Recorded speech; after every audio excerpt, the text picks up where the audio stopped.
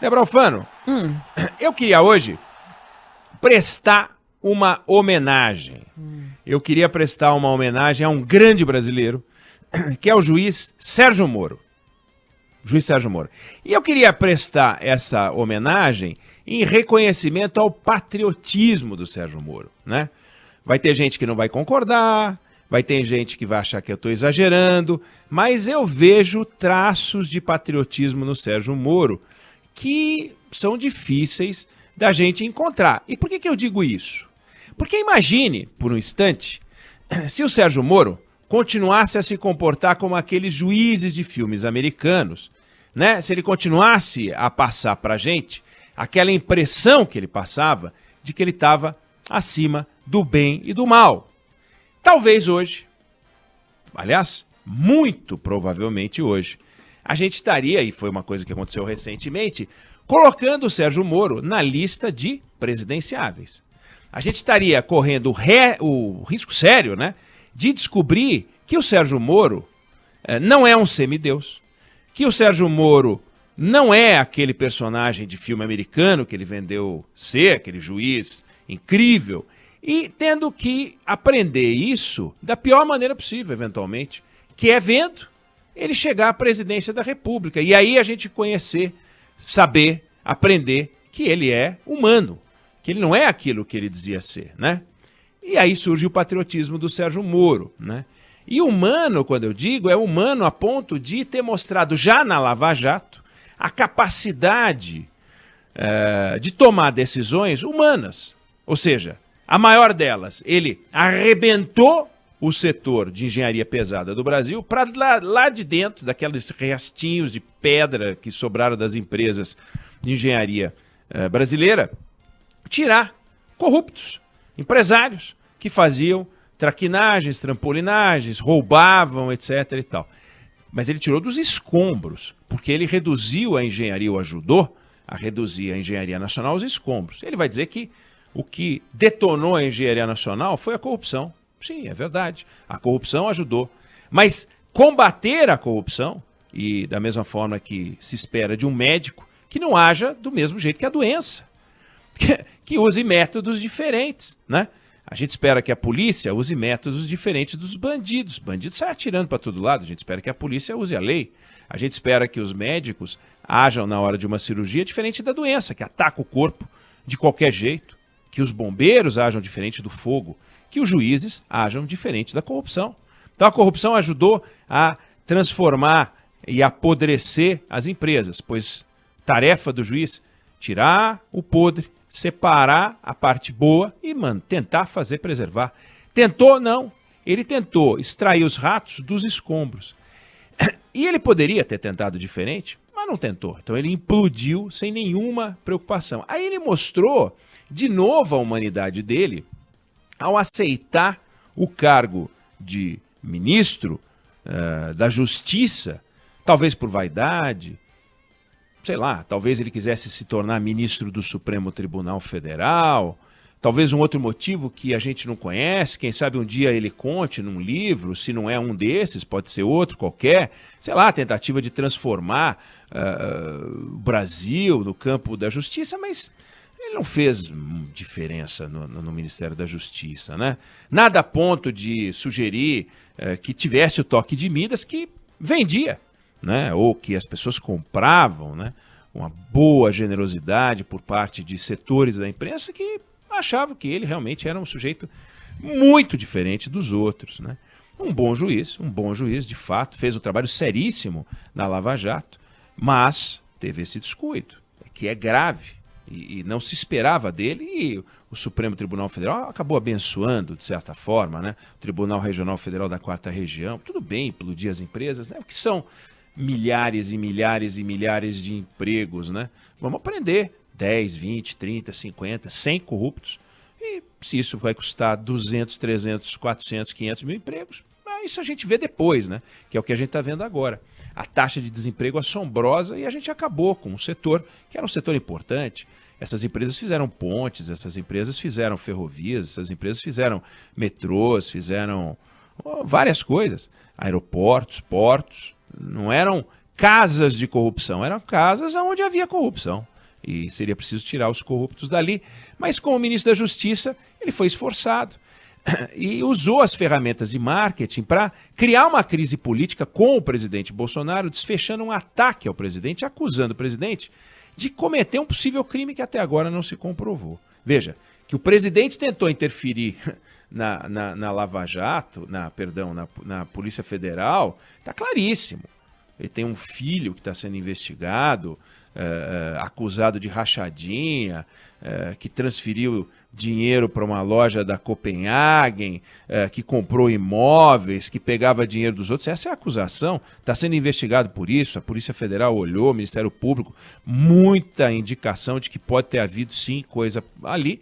Tem o Queiroz, né, amigo do presidente da República. Então é evidente que o presidente está preocupado com isso. Agora, dali a sugerir que o presidente cometeu um crime ao querer interferir, então nenhum presidente interferiu, né? Só o presidente Bolsonaro foi o primeiro presidente brasileiro a interferir num cargo de segundo escalão sem explicação, porque realmente não tem nenhuma explicação no mundo compreensível. Mas ele teve a humanidade. E aí ele poderia ser, se ele mantivesse aquele estilo original, ser um candidato, mas aí ele mostra de novo a humanidade ao querer ganhar dinheiro, né? Que é humano, querer ganhar dinheiro é humano, quem nos escuta quer ganhar dinheiro, trabalha e é honrado ganhar dinheiro, e ele resolveu ganhar muito dinheiro, né? Tem gente dizendo que o contrato dele com a empresa de consultoria americana Álvares Marçal está na casa dos milhões de reais, tem gente falando em valores superiores a 6 milhões de reais por ano, né? Coisa acima de $1 milhão, há quem diga que é mais. Tem gente que é do setor e fala, não, pode ter certeza que é mais do que isso, mas não vem ao caso, é muito dinheiro, é muito dinheiro.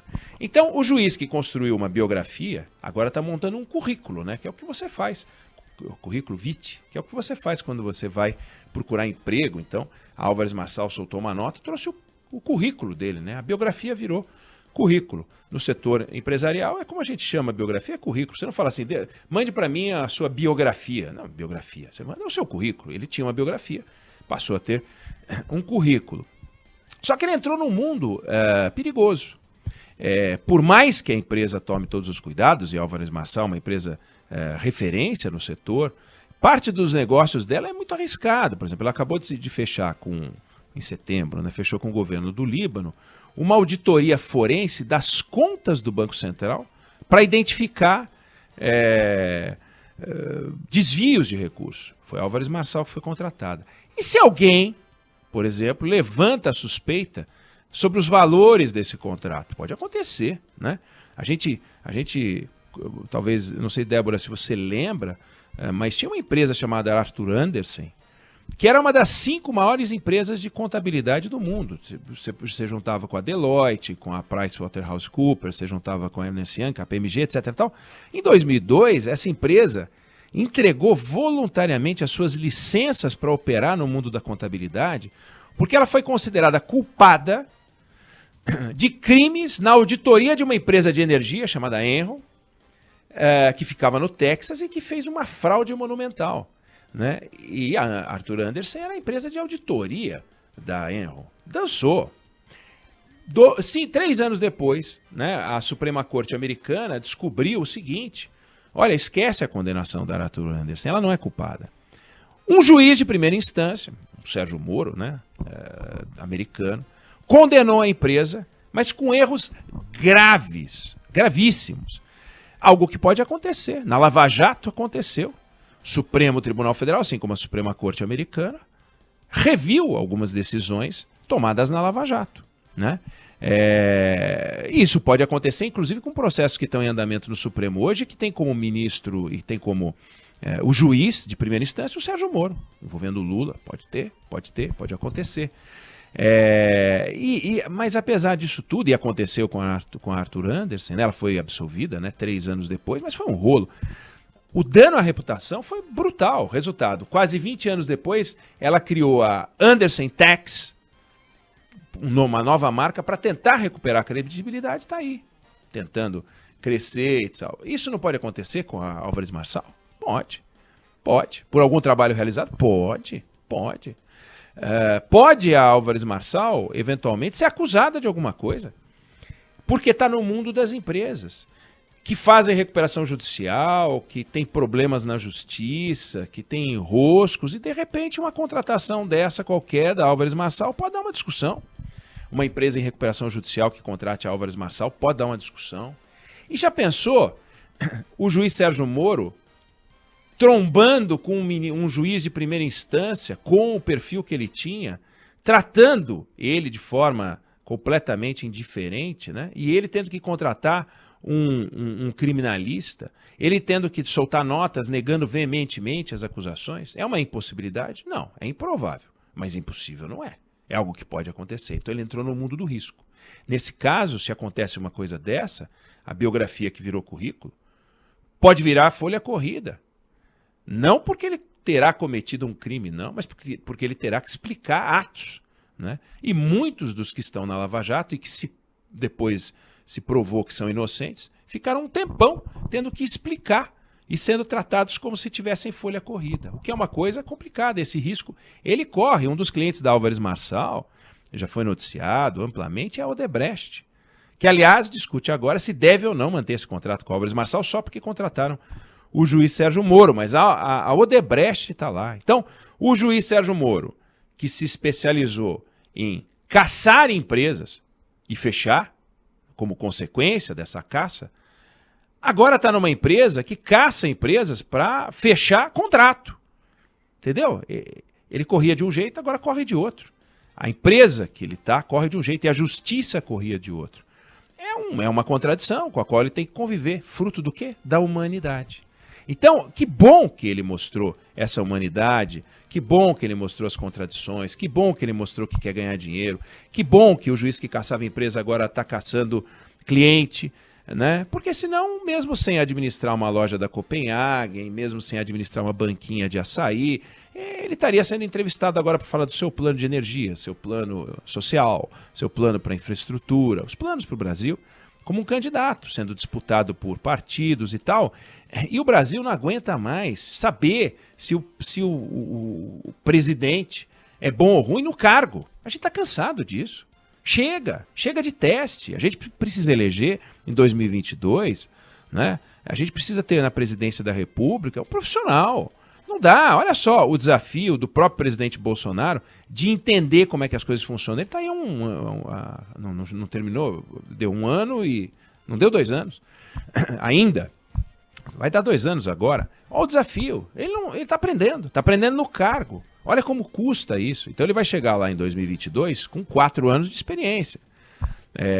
E aí vai disputar. Mas ele aprendeu no cargo. É bom isso. O profissional da política ganha um tempo grande. 2020 mostrou que as pessoas querem os profissionais da política. E se o juiz Sérgio Moro fosse mais cuidadoso, não mostrasse a sua humanidade como ele mostrou, se ele continuasse a se comportar como se ele fosse uma reserva moral da política nacional, talvez fosse um nome forte para combater o presidente Bolsonaro. E essa história de juiz na política, sinceramente, olha, o Witzel está aí, olha o que deu, não é uma coisa boa. A gente precisa de gente decente, o juiz Sérgio Moro, não há dúvida, né, de que é uma pessoa decente, mas a gente precisa de uma pessoa que seja decente e eficiente. Como é que você vai provar a eficiência, né? Como eu disse, não administrou nenhuma loja da Copenhagen. Então, se ele não fosse o patriota que ele mostrou ser, e isso é muito interessante, a gente continuaria a conviver com aquele Moro imaginário, né? O Moro do filme americano, do juiz que não tem dúvida, que não erra, né? E no entanto, a gente tem a sorte de estar diante do Moro real. E então eu acho que é dia de homenagear, é dia de agradecer, né? Agradecer ao Moro, que vá em frente, que consiga ficar rico, que tomara que não enfrente nenhum problema na justiça, tomara que se enfrentar um problema na justiça não trombe com o juiz como ele foi, não porque ele tenha sido injusto, né? Mas porque tenha cometido esses excessos, né? Como eu falei. Então tomara que isso aconteça. E para o Brasil, sorte, né? Nós não vamos fazer teste na presidência da República. Isso é muito bom. Então hoje eu queria realmente dedicar, embora o aniversário do juiz Sérgio Moro seja o dia 1 de agosto, já passou, a gente nem registrou aqui no Band News no meio do dia, mas no dia 2 de dezembro de 2020, eu acho que vale muito a pena a gente agradecer, homenagear e agradecer. Ele decidiu o caminho dele e deixou o Brasil livre para buscar o seu futuro.